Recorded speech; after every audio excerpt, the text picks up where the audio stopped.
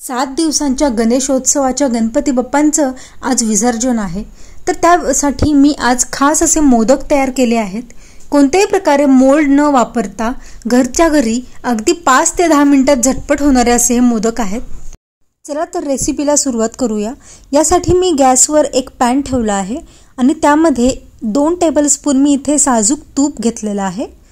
साजूक तूप थोडंसं गरम झाल्यानंतर त्यामध्ये मी 1 वाटी बदाम, 1 वाटी काजू, 1 वाटी पिस्ता आणि 1 वाटी अक्रोड घातलेला आहे। आता तुपामध्येच आपल्याला हे छान असं परतून घ्यायचं आहे। खूप जास्त आपल्याला परतायचं नाहीये। एक मी 7 ते 8 मिनिट हे बारीक फ्लेम वरती परतलेलं आहे। तुम्ही पाहू शकता। आता हे आपण काढून घेऊया साइडला आणि हे थंड होण्यासाठी ठेवून घेऊया। हे थंड होत आहे तोपर्यंत आपल्याला काय करायचंय, खजूर घेतलेत मी इथे आणि खजुराच्या मधील बिया काढून घेतलेल्या आहेत आणि 1 वाटी प्रमाणे मी खजूर इथे यूज केलेले आहेत।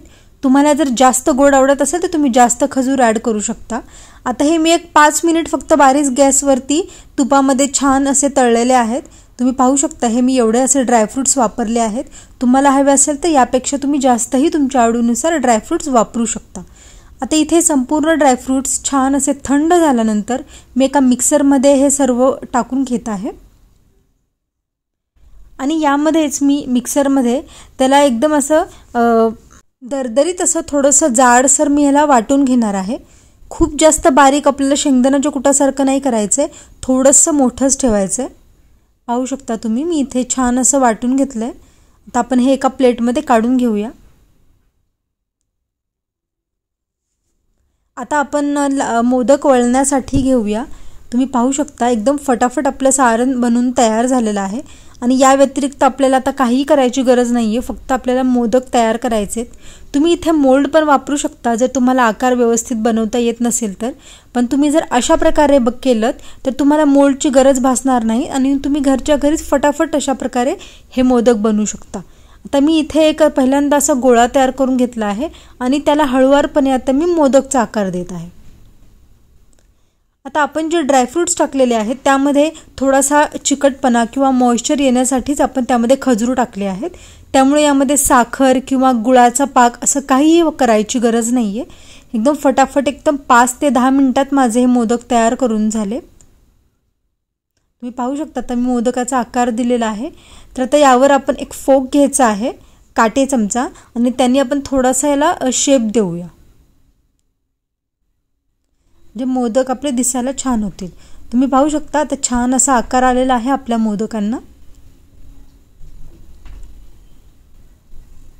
आता हे मी एका प्लेटमध्ये काढून घेते। तुम्ही पाहू शकता किती छान असे आकाराचे तयार झालेले आहेत। अगदी मोल्डमध्ये बनतात तशाच आकाराचे तयार झालेले आहेत हे मोदक। आता तुम्हाला हवं असेल तर ते यावर तुम्ही एक पिस्ता किंवा काजू एकदम असे बारीक चिरून वरून लावू शकता, पण मी तसं काही केलेलं नाहीये। तुमची इच्छा असेल, तुम्हाला आवडत असेल तर तुम्ही यावर पिस्ता वगैरे किसून टाकू शकता। आता अशाच प्रकारे मी दुसरा एक मोदक तुम्हाला तयार करून दाखवते। पहा किती छान असा आकार येतो इथे आणि एकदम परफेक्ट मॉइश्चर झालेले आहेत। आता अशा प्रकारेच मी सगळे मोदक तयार करून घेणार आहे। तर हे जे मोदक आहेत ते शक्तिवर्धक पण आहेत आणि खूप पौष्टिक आहेत आणि हे जवळपास 20 ते 25 दिवस आरामात तुम्ही साठवून ठेवू शकता जर तुम्हाला जास्त प्रमाणात करायचे असेल तर। तुम्ही पाहू शकता आणि ही रेसिपी नक्की एकदा ट्राय करा आणि तुम्हाला जर ही रेसिपी आवडली असेल तर नक्की कमेंट करून सांगायला विसरू नका आणि जर तुम्हाला माझ्या चॅनलवरील रेसिपीज आवडत असतील तर सबस्क्राइब करायला विसरू नका। दररोज अशाच नवीन रेसिपीसह आपण भेटत राहू आणि जर तुम्हाला कुठली रेसिपी हवी असेल तर मला नक्की कमेंट करून सांगा। मी ती रेसिपी नक्की ट्राय करायचा प्रयत्न करेल तुमच्यापर्यंत पोहोचवायचा। आणि अशाच नवनवीन रेसिपी पाहण्यासाठी नक्की चॅनलला सबस्क्राइब करा, लाईक करा, शेअर करा आणि कमेंट करायला विसरू नका। रेसिपी पाहिल्याबद्दल धन्यवाद। पुन्हा भेटूया एका नवीन रेसिपीसह।